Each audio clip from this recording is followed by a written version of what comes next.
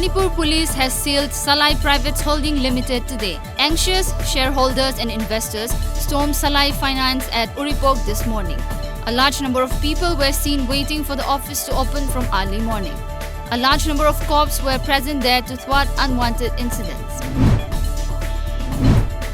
Manipur Chief Minister N. Biren has informed that his government will reward those social media pages providing the most useful information to the masses. While interacting with administrators of popular Manipur-based websites and web pages today at the CM Bungalow, the Chief Minister also maintained that the State Cybercrime Department is constantly monitoring round-the-clock all contents and articles uploaded on the social media.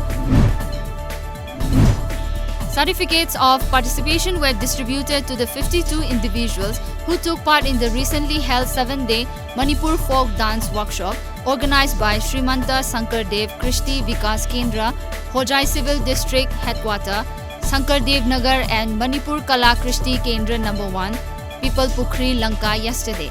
Certificates of honor were distributed to Seram Nandakishore Mitay, Sangakpam B. Chandra, Wangjin Tomthin, Khumok Mayum Niva Devi.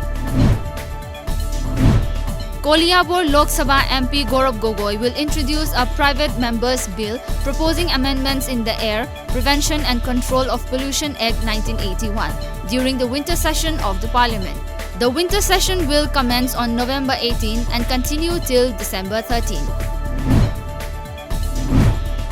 In line with its philosophy of being a constant companion in all the new and exciting experiences for their consumers, Livon is launching the hunt for India's first ever all-girls Korean pop band.